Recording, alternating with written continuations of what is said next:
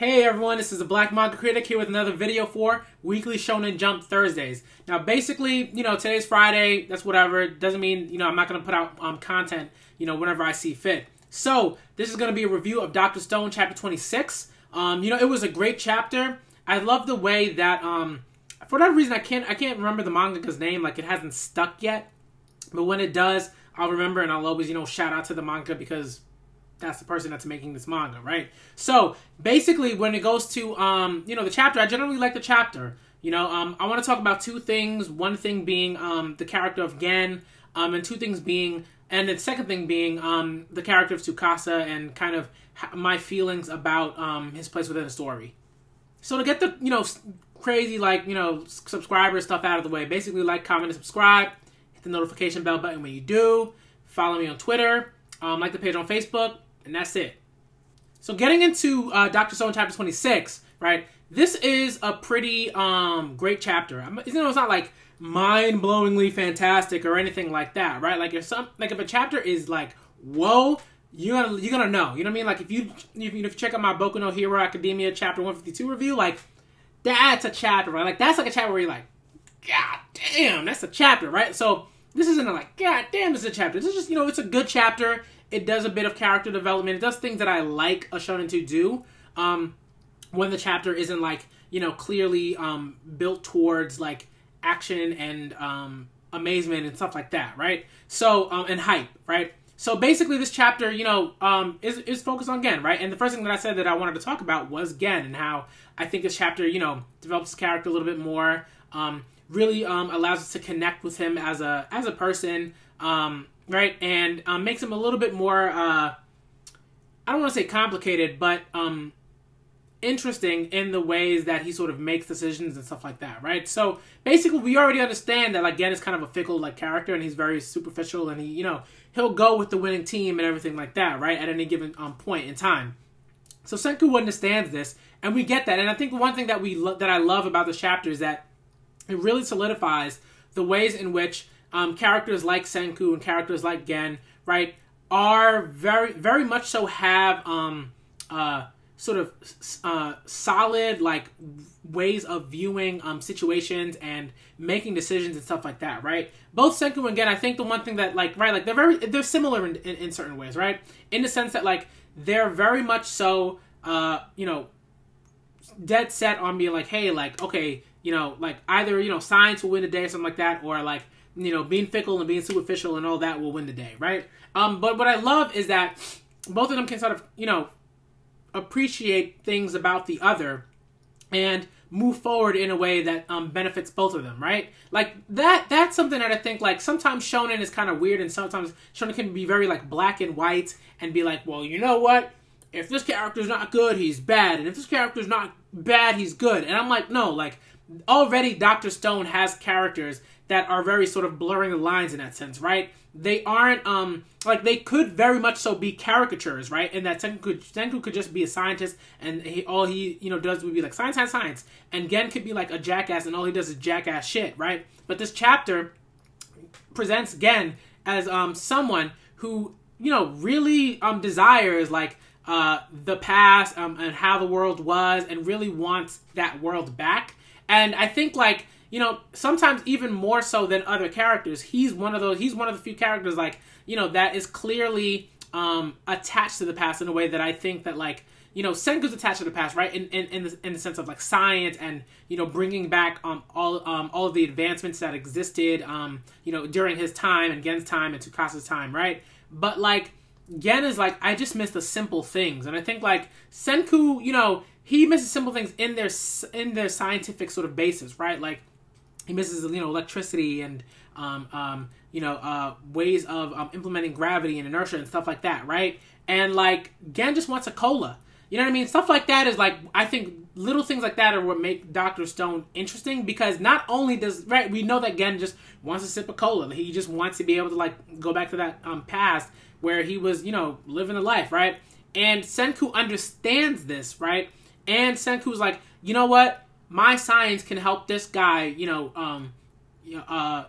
get his cola and get his like heart's desire and stuff like that, right? Like Senku understands like in that way, right? In that interaction, right? We see that like science isn't just like science isn't just science necessarily to Senku, right? There's a way in which like Senku understands like feelings and you know, like and emotions in a way in a way that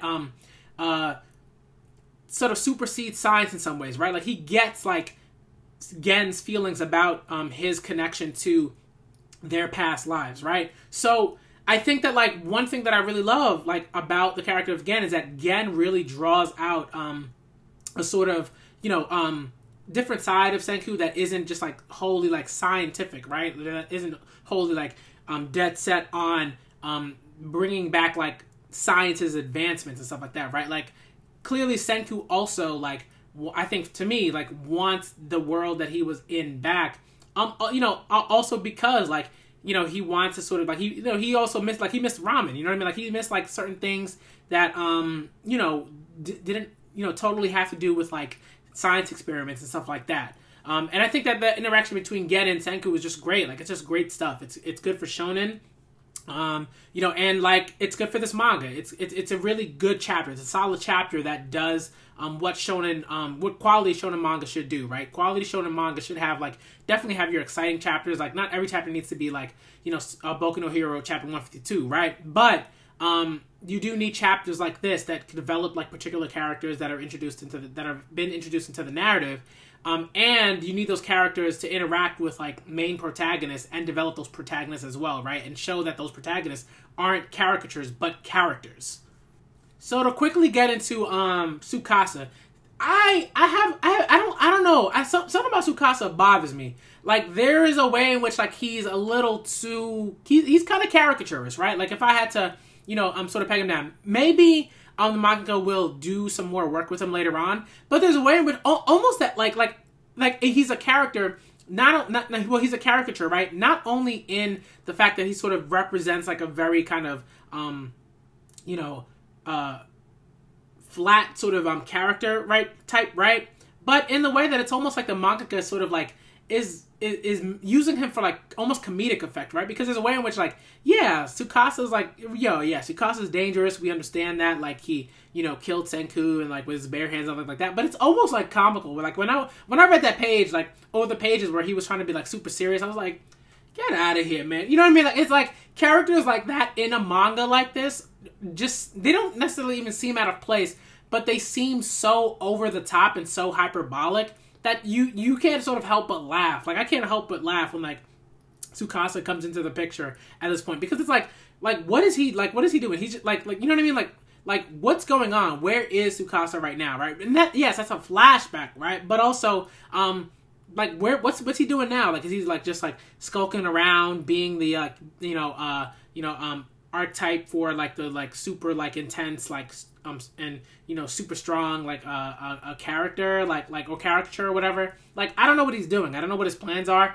I'd like to see more of that. Like I think I understand that the mangaka is trying to like develop all these other characters, and I love that, and it's great because all these other characters that have been introduced, this village, you know, all these other characters like are awesome. But I do think that he needs to get back to or she, right, or they need to get back to Tsukasa, right? Like they have to develop him a bit more, because yeah, he was there in the beginning, and like, you know, they developed him a little bit, right? Because they gave him a sort of, you know, ideology and ways of making decisions and stuff like that. But we need more. We need to see him really plan that out. We need to see what he's doing, and that's why like right now he seems very caricaturish, right? In that flashback, it's like, you know, like this guy's just like he seems kind of like brutish in a way, like, right? Like and I don't think Tsukasa is a brutish like character, right? I think there is more underneath like the surface, right? But the manga just needs to develop him more.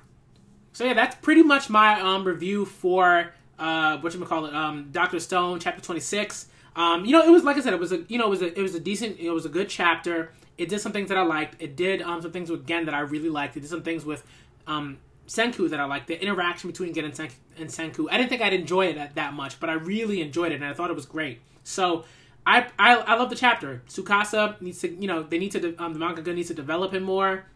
He needs to be in the picture a little bit more. We need to see what's going on with him in the next maybe like 3 chapters or so.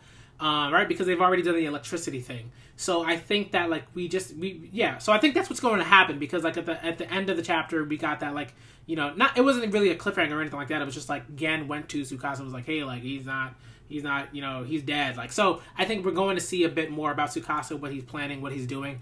And if we do, then, you know, kudos to the manga, because that's good pacing, it's good, you know, development. We get to see, you know, the range of characters that he's introduced, or she's introduced, or they've introduced, right? And it's going to be good, you know, so looking forward to chapter 27. This is a Black Manga Critic, and I'm out.